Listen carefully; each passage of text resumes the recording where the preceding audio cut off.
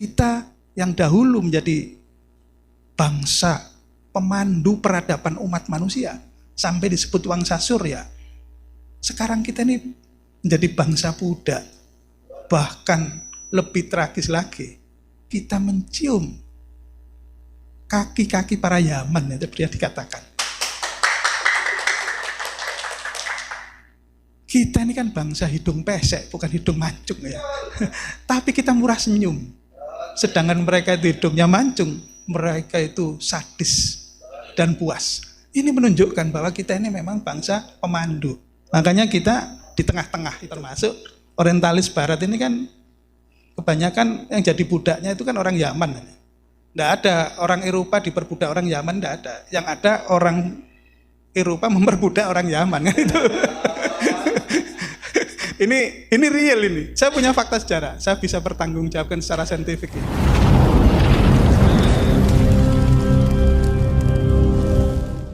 Para hadirin, para jamaah yang dimuliakan Allah Subhanahu wa taala, pada malam hari ini alhamdulillah kita kedatangan tamu Profesor Dr. Hadi Prajoko yang insya Allah pada malam hari ini akan memberikan edukasi kepada kita tentang pentingnya mencintai negeri atau bangsa Indonesia. Karena bagaimanapun juga hubbul watan ini adalah minal iman. Mencintai negara ini bagian daripada keimanan. Dan juga mudah-mudahan bangsa Indonesia ini dijadikan baldatun thayyibatun wa rabbun ghafur. Amin Allahumma amin. Yang insyaallah pada malam hari ini sebenarnya beliau ini bernostalgia dengan Abu Yama Maghfron. Jadi salah satu teman lama Abu Yama Maghfron yang alhamdulillah pada malam hari ini Allah pertemukan kembali dalam misi yang sama untuk membangun peradaban yang penuh dengan cinta kasih sayang. Baik, untuk lebih jelasnya kepada beliau Profesor Dr. Hadi Prajoko, waktu dan tempat kami persilahkan.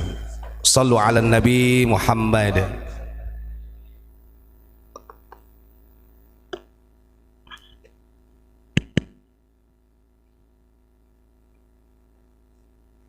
Assalamualaikum warahmatullahi wabarakatuh. Rahayu Sampurasun Kula nuwun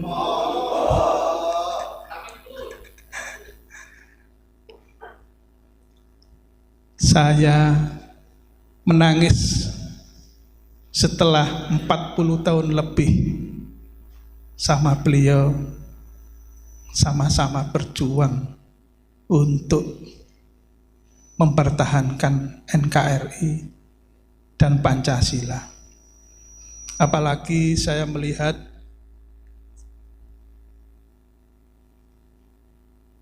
Abah Mama Ghufron ini tiba-tiba didolimi oleh orang-orang yang tidak memahami siapa sebenarnya beliau. Beliau ini ibarat matahari. Beliau ini muncul dari timur. Setiap orang, setiap kelompok pasti akan menerjemahkan, mempersepsikan dengan berbagai macam dialektika. Ada yang mengatakan putra sang fajar, ada yang mengatakan beliau ini Wangsa Surya, ada yang mengatakan dia adalah peradaban yang membangun Nusantara kedua. Matahari itu tidak akan bisa dihentikan oleh siapapun. Sepakat? Itulah saya melihat saudara saya Mama Ghufron. Napas beliau adalah napas saya. Darah beliau adalah darah saya. tidak mungkin kami ini terpisah sebagai anak bangsa. Karena perjuangan panjang yang dia lakukan itu bukan sekedar perjuangan, betul-betul susah, duka, darah dan air mata yang dia pertahankan untuk Pancasila. Saya melihat lagu-lagu yang dilakukan dan ciptaan beliau tentang Pancasila. Mata hati saya, mata kasat saya berbesmili. Luar biasa, satu pondok pesantren yang mempertahankan nilai-nilai adat, tradisi, dan budi pekerti luhur yang luar biasa. Sebenarnya negara berutang pada beliau ini.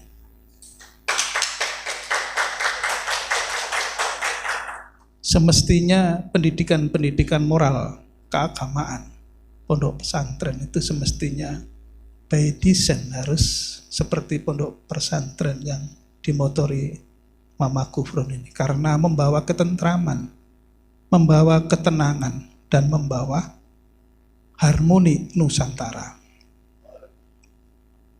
Kalau kita bicara Pancasila,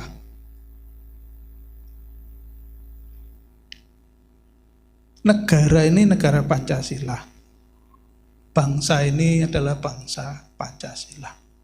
Pemerintahnya juga terus-menerus mendengungkan Pancasila sampai membuat satu badan yang namanya Badan Ideologi Pancasila.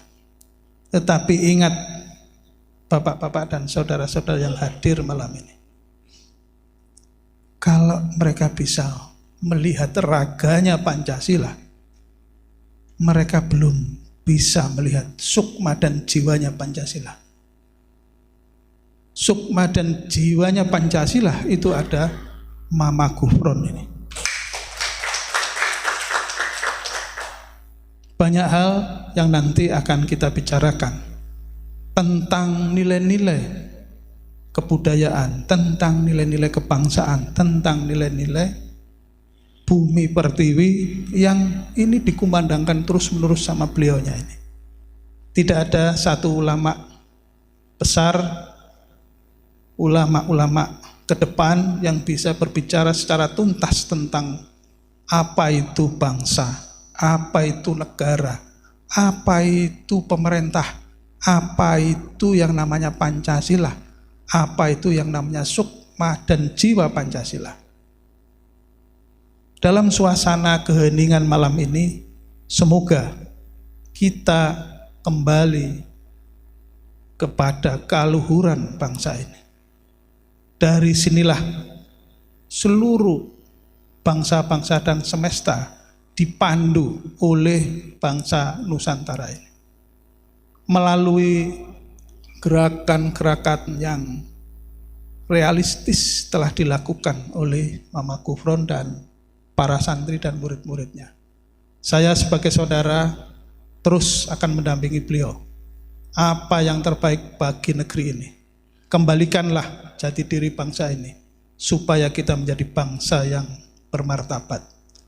Kita sudah lama menjadi bangsa yang minder, warder, kompleks, tidak tahu akar daripada kebangsaan kita. Barangkali ini pembuka dialog pertemuan yang sudah 40 tahun. Beliau di gelanggang kanan, saya di gelanggang kiri. Mengapa tiba-tiba Tuhan yang Maha Kuasa Allah Subhanahu wa Ta'ala mempertemukan kembali dalam satu bingkai? Karena satu, saya tidak rela saudara saya ini sampai dikuyok-kuyok. Mari kita bergandengan tangan, tegakkan Pancasila, pertahankan bangsa negara. Merdeka!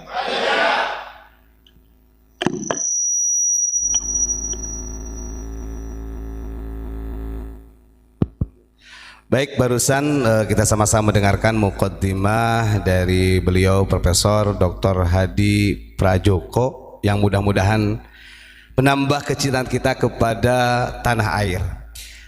Mungkin ada sebelum nanti tanya jawab juga kata sambutan dari beliau.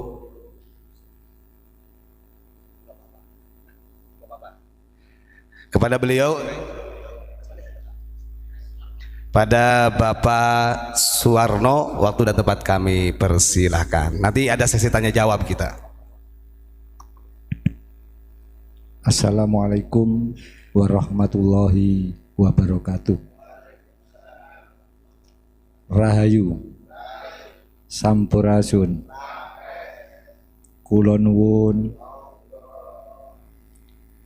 mohon izin Abah.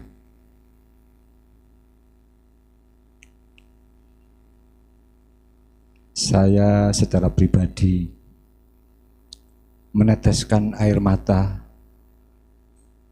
setelah melihat para santriwati dan santri di Pondok Unik yang dikomandani langsung oleh Abah Gufron. Karena para santri yang ada di Pondok Unik ini telah dididik untuk mencintai tanah airnya. Karena hanya modal satu, cinta tanah air inilah yang bisa mengatasi krisis multidimensional yang ada di negara kita yang tercinta ini. Saya hanya bisa mendoakan mudah-mudahan Abah Gufron selalu diberi keberkahan kesehatan, dipanjangkan umurnya, sehingga bisa menuntaskan perjuangan bangsa Indonesia untuk menuju kejayaan yang sejati. Kiranya hanya itu sepatah kata yang bisa saya sampaikan. Ada kurang lebihnya saya mohon maaf. Wa akhiron wassalamualaikum warahmatullahi wabarakatuh. Rahayu, sampurasun, kula nuwun. Baik, terima kasih kepada beliau sudah menyampaikan sambutannya. Untuk nanti sebelum Abuya, mungkin ini ada sesi tanya jawab atau mungkin dari yang di depan juga mau bertanya. Pada saat ini mau izin bertanya kepada Profesor Dr. Hadi, permasalahan atau problem yang menimpa bangsa kita ini kan sangat banyak. Di antaranya adalah kurangnya rasa percaya diri terhadap bangsanya.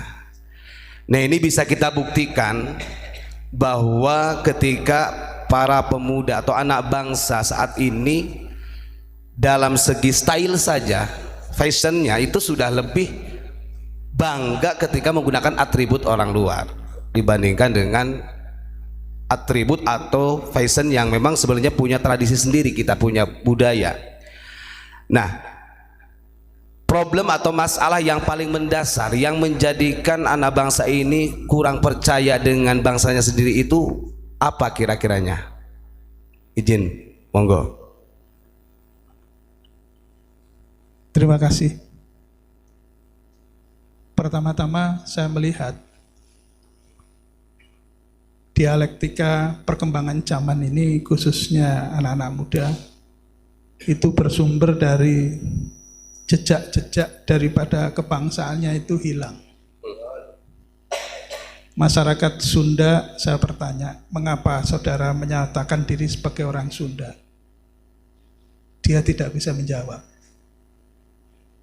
Kemudian saya tanya teman-teman Bugis, kenapa Anda menyatakan dirimu Bugis? Dia juga tidak bisa menjawab. Orang Ambon malah, dia tidak punya lagi tradisi leluhurnya. Demikian juga orang Batak, saya tanya, kenapa Anda menyatakan diri sebagai orang Batak? Ini dia juga tidak bisa menjawab. Saya pernah mengajar di salah satu perguruan tinggi di Surabaya. Saya tanya, kamu dari mana? Saya dari Madura. Kamu dari mana? Saya dari Jawa. Kamu dari mana? Saya dari Ambon, dari Batak. Sudah tulis saja satu pertanyaan. Kalau kamu bisa, maka kamu lulus. Pertanyaannya sederhana. mengapa kamu menyatakan diri sebagai orang Batak, orang Ambon, orang Jawa, orang Sunda, orang Sasak, orang Madura? Tulis. Lah, setelah saya waktu sampai 1 bulan untuk menulis hanya 1 lembar saja. Ternyata mereka menjawabnya itu aneka warna. Orang Ambon itu saya tanya sama Batak, mana tulisannya? Bapak, kami orang Ambon. Kenapa Ambon? Karena kami lahir di Ambon. Kamu? Saya lahir di Medan, Bapak. Nah, coba mana KTP-mu? Saya lihat kan KTP-nya. Kamu lahir di Ambon, tapi KTP-mu lahir di Surabaya ini. Terus satunya lagi orang Batak, saya tanya, kamu orang Batak? Iya. Kamu lahir di mana? Saya baca KTP, lu lahir di Solo. Kenapa kamu ngomong lahir di Batak? Iya, orang tua kami dari Medan ke Solo. Berarti kan kamu bukan orang Batak lagi, kamu orang Solo. Nah, dari sinilah sebenarnya bangsa ini telah kehilangan jati diri. Dia menjadi Jawa, menjadi Madura, menjadi Sunda. Dia tidak menjelaskan dan tidak mampu menjelaskan siapa sejatinya Sunda, apa itu Sunda, apa itu Batak. Anak 43 itu tidak ada yang bisa menjawab satu pun tentang apa itu Sunda, apa itu Bugis, dia tidak bisa. Akhirnya saya kasih semua nggak lulus, wah rame itu, ya kan, rame. Karena apa? Karena memang ternyata mereka tidak paham tentang jati diri, identitasnya dia itu sebagai bangsa tidak tahu. Saya selalu menyebut bahwa nasionalisme itu bukan cinta tanah air dan bangsa saja. Tetapi nasionalisme itu adalah kedaulatan identitas suatu bangsa. Bagaimana Diponegoro itu gambar aslinya itu selalu pakai udeng dan belangkon, tiba-tiba pakai sorban seperti orang-orang Taliban. Ini kan aneh. Oh, berarti itu bukan gambar yang aslinya ya yang beredar sekarang? Bukan. Jadi memang kita sedang disesatkan oleh sejarah. Oh. Proksi itu bukan sekarang, sudah lama. Kan begitu. Karena orientalis barat itu memang merusak peradaban bangsa ini sehingga kita bahasa kerennya itu kebudayaan kita sirna. Sehingga kita tidak tahu. Pondok-pondok pesantren, wali-wali itu semua pakai uniform adat. Tiba-tiba seperti panglima Afghanistan itu Pak Sorban, seperti orang Persia, ya kan? Ini menunjukkan bahwa kita sedang mengalami kepunahan sebagai bangsa. Sepakat ya? Untuk itu, saudara saya ini bicara sedikit saja, orang tuh menangkapnya itu macam-macam, bahkan banyak yang negatif. Padahal yang disampaikan itu merupakan lompatan-lompatan pemikiran yang cerdas. Kalau tidak diusik cara berpikirnya, mereka itu statis sebagai bangsa. Kita yang dahulu menjadi bangsa pemandu peradaban umat manusia sampai disebut Wangsa Surya. Sekarang kita ini menjadi bangsa budak. Bahkan lebih tragis lagi, kita mencium kaki-kaki para Yaman, itu seperti yang dikatakan.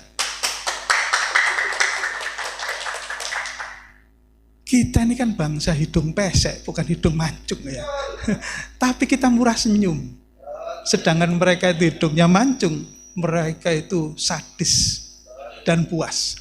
Ini menunjukkan bahwa kita ini memang bangsa pemandu. Makanya kita di tengah-tengah itu. Saya belum saatnya menembangkan tentang tembang-tembang Sunda, tembang-tembang Minang, tembang-tembang Jawa. Suatu saat akan saya tembangkan, di mana tembang-tembang itu merupakan panduan-panduan untuk berbuat kebaikan. Menuntun anak-anak muda kembali kepada bumi pertiwinya. kembali kepada kesejatiannya yang murni. Ini yang hilang. Makanya saya kesini, walaupun saya dulu sama beliau sama-sama pakai peci, tapi sesepuh-sepuh para danyang yang ada di sini meminta saya, tolong nak, kamu jangan pakai peci, pakailah iket atau udeng, mengingatkan kembali.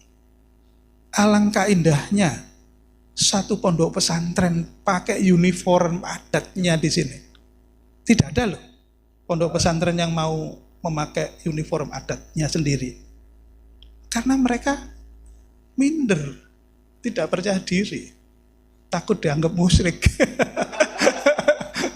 Masa nilai-nilai warisan leluhur kita anggap musyrik. Inilah yang penting. Mengapa napas saya itu adalah napasnya Abuya Mama Gufron.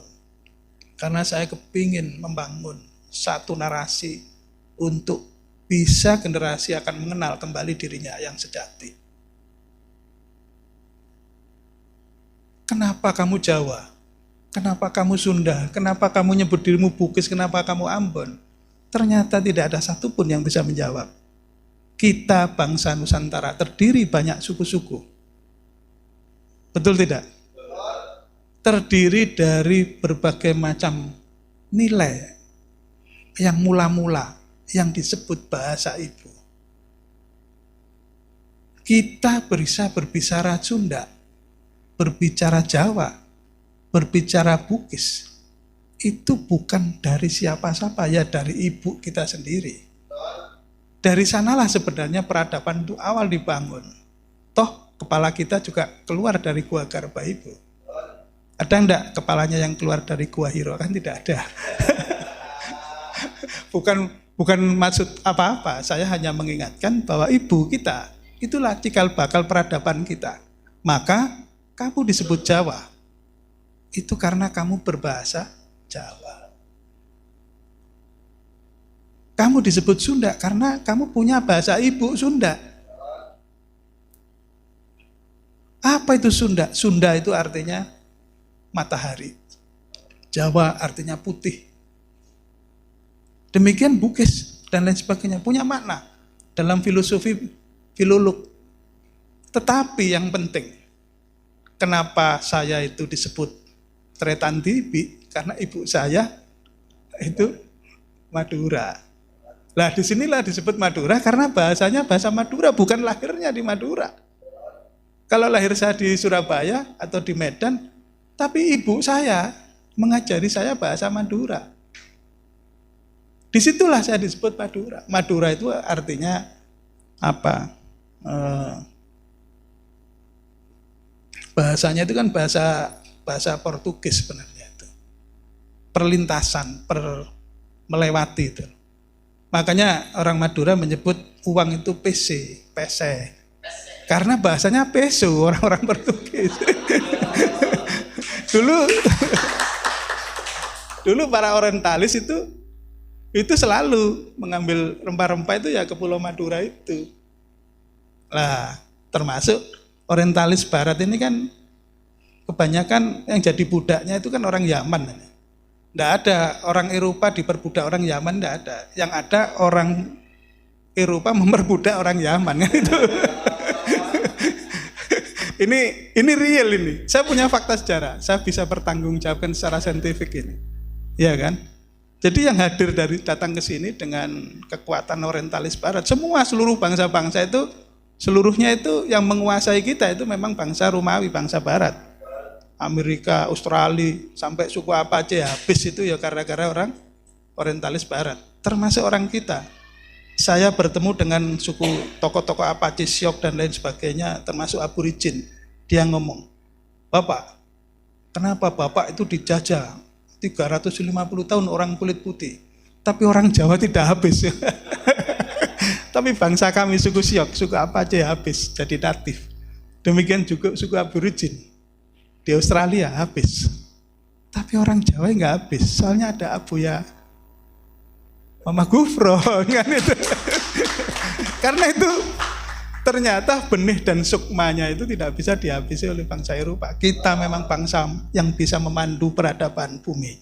Untuk itulah apabila suatu saat dapat rezeki dan pemerintah itu mulai peduli terhadap beliaunya dan beberapa muridnya, satu-satunya pondok pesantren yang memakai jarit, yang memakai udeng, yang memakai ini.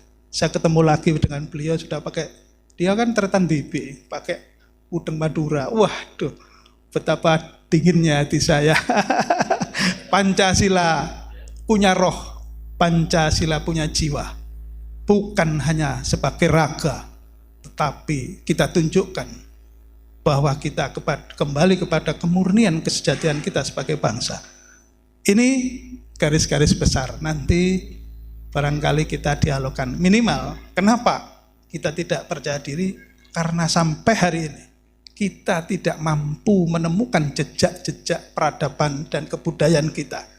Yang kedua, kita belum memahami apa itu akar peradaban dan kebudayaan Ibu Pertiwi ini. Dan apa itu akar kebudayaan? Nanti kita bicarakan. Assalamualaikum warahmatullahi wabarakatuh. Matur nuwun, rahayu. Terima kasih, luar biasa ini jawabannya. Tapi sebenarnya ada satu lagi, Profesor, kalau mohon izin, karena ini berkaitan. Pondok Unik ini kan dari dulu setiap hari Senin itu upacara para santri walaupun menggunakan sarung tanpa alas kaki gitu kan. Ya sempat ada orang yang berkomentar bahkan sampai dini hari gitu. Ada orang yang berbicara begini, Unik ini berkamuflase dengan Pancasila.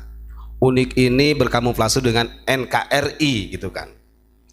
Nah terus ada salah satu tokoh juga mengatakan harusnya katanya ingat pepatah atau falsafah Jawa digowo, Arab digarap, Barat diruat.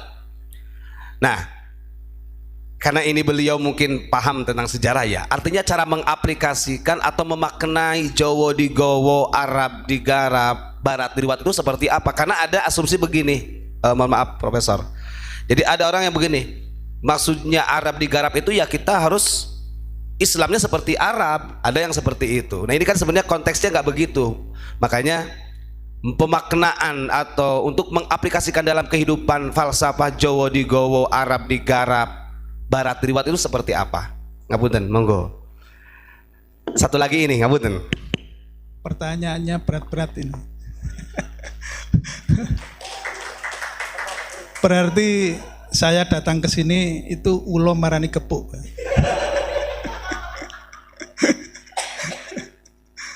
Jadi saya berharap Jawa itu bukan suku ya, tapi itu atau yang disebut dalam apa yang ditulis di dalam berbagai lontar para pujangga kita disebut sinamun ing samudono, atau satu bentuk aksara sandi. Sandi sastra artinya. Itu satu sanepan yang penuh banyak makna. Orang Jawa itu kan selalu menggunakan simbol-simbol. Ya kan? Sebenarnya bukan orang Jawa saja, orang Sunda juga. Tapi orang Jawa itu mungkin karena kerajaan terakhirnya itu di Sunda Wetan atau Jawa Timur, sehingga masih mampu mempertahankan atau menafsirkan, menjelaskan tentang simbol-simbol. Sehingga ada istilah Jawa digarap, digowo, Jawa digowo, kan begitu. Itu kan hanya satu manuskrip simbol. Seperti juga kita Surodiro Joyo Ningrat Lebur Dening Pangastuti, itu kan bukan manuskrip biasa itu, tapi kalau diuraikan, kebetulan saya menulis itu ada 7 lembar. Nanti kita bicara apa hubungannya dengan semangat keulamaan, semangat kewalian, semangat kerasulan, bahwa seluruhnya itu ada benang merah dengan negeri ini. Ibrahim dan para turunannya juga belajar di negeri ini. Nanti saatnya. Kan kita ini kan harus menyambung peradaban yang putus ya kan. Supaya kita menjadi salah satu misi-misi suci keharmonisan semesta. Dari sini semesta itu dibangun. Tadi saya kan sudah dialog dengan saudara saya, Mama Gufron. Inilah yang penting. Jadi gowo digowo, maksudnya itu seperti yang dikatakan Bung Karno, Seperti yang dikatakan Gus Dur. Kan paham ya? Gak perlu saya uraikan ya. Kalau jadi Islam, jadilah ini. Kalau jadi Kristen, jadi kan begitu ya? Iya kan? Itu sudah di YouTube banyak. Saya nggak perlu nguraikan terlalu detail. Nanti saya dikira rok terok tak ya. Tapi itu yang disampaikan oleh Gus Dur kan, termasuk Bung Karno. Kemudian Arab digarap. Loh kalau nggak digarap, tambah rusak wong bangsa bejat itu. Wah kan? Kenapa? Karena di sana itu diturunkan berbagai nabi supaya tidak bejat. Kan kita melihat bangsa yang paling rusak itu bangsa Arab. Anak perempuan dibunuh, istri anaknya disetubui dan lain sebagainya. Bahkan saya pernah menjadi pengacaranya TKW kita. Nangis kita ini. Maka disitulah harus digarap. Digarap untuk apa? Untuk diberikan pandangan-pandangan hidup oleh Abuya Ghufron agar dia kembali tidak tersesat, kembali kepada mula-mula jalan kebenaran. Bukan kita istilahnya itu berbeda, tidak, tetapi faktanya bangsa ini harus bisa memberikan panduan kepada masyarakat yang bobrok tadi, yang rusak tadi. Kemudian kenapa Barat diruat? Ya kan, itu kan satu manuskrip. Barat ini kalau nggak diruat, kita ini akan menjadi bagian kecil. Divide et impera, dioporak-porandakan. Peradaban kita dihancurkan, bukan hanya kita, Cina dihancurkan, Jepang dihancurkan. Bangsa mana yang tidak dihancurkan oleh Barat? Seluruh peradaban, suku-suku dunia itu hancur, lebur. Yang dihancurkan tidak hanya secara fisik, tidak hanya sumber daya manusianya, tetapi warisan-warisan kulturalnya hancur. Huruf Latin itu menjadi penjajah huruf, termasuk huruf Arab, huruf Jawa, huruf Bali. Bahkan Mesir sendiri sekarang ada revolusi untuk kembali ke hurufnya yang murni, hieroglif. Kan tidak ingin. Huruf Latin ini kan hurufnya Sokrates ini. Thales ya kan. Kita boleh menerima peradaban Barat, tapi kita kan tidak boleh menghancurkan, menghilangkan peradaban kita sendiri. Makanya ada istilah Jawa digawa, Sunda digawa, Batak digawa. Walaupun orang-orang Batak itu Nasrani, tapi kalau dia menikah itu ada 2 pernikahan. Dia tidak bisa menikah di gereja dulu sebelum dia menikah secara adat. Ini sebenarnya yang dimaksud Jawa digawa. Jadi bukan saya ini memamerkan kejawaan yang katakan itu yang paling baik, tidak. Tetapi itu kan diucapkan oleh salah satu pujangga Jawa. Sebenarnya ya kalau saya Nusantara digawa kan gitu. Karena kita terdiri dari berbagai macam suku. Nah inilah sebenarnya. Mari yang muda-muda ini untuk mulai melestarikan warisan-warisan para pujangga kita, baik itu para wali, para sunan, bahkan yang lebih tua, Resi, Empu, Brahmana, pujangga, begawan yang dulu pernah mengukir bangsa ini.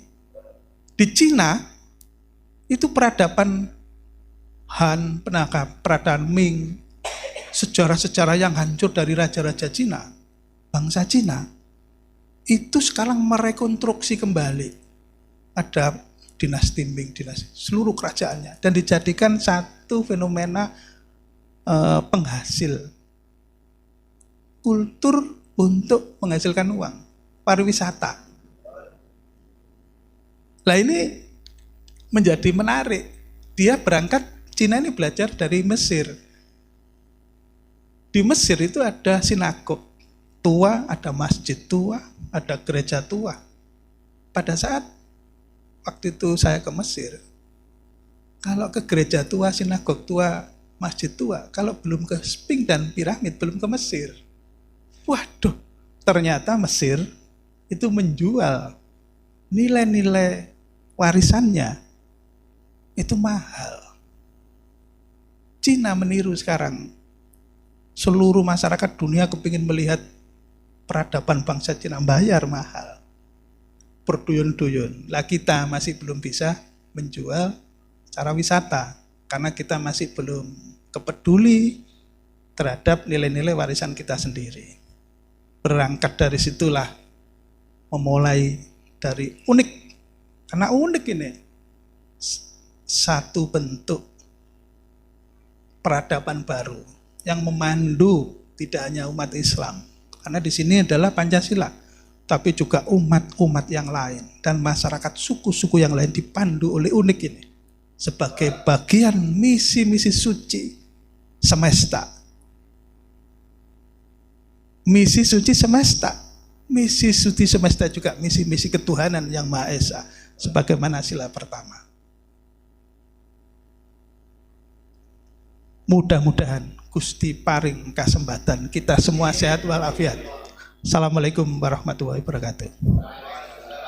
Allahu wabarakatuh. Alhamdulillah. Nah, ini sebenarnya masih banyak yang saya tanyakan, tapi ya kita membersihkan waktu, apalagi beliau tadi ada istilah Jawa Timur menjadi Sunda Wetan. Ini kan akhirnya kita bertanya, kok bisa disebut Sunda Wetan itu apa ya? Tapi mungkin waktunya ya. Baik, kita biar jadi PR para netizen ya. Jadi kita ini gak pernah berkamuflase dengan Pancasila, justru kita ini ingin menjadi bagian yang memang Nahdlatul Tsaqafah wal Hadharah. Dan itu yang ditanamkan oleh Abuya Ghufron kepada para santri. Kalau gak ngerti Tsaqafah wal Hadharah, yo ngaji meneh, belajar lagi.